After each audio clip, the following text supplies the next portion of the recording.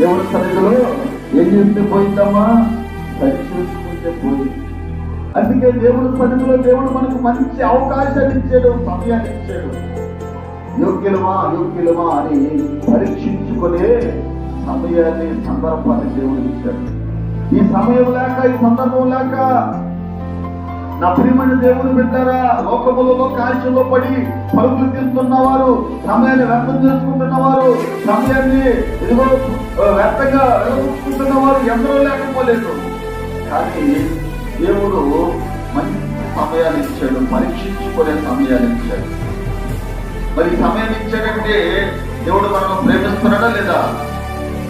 ఎంతో ప్రేమిస్తున్నాడు. ప్రేమించబట్టే ఈ విలువైన సమయాన్ని దేవుడు మనకు అనుగ్రహించాడు.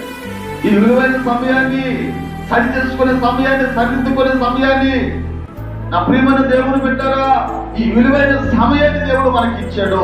ఈ సమయంలో మనం ఏం చేయాలి?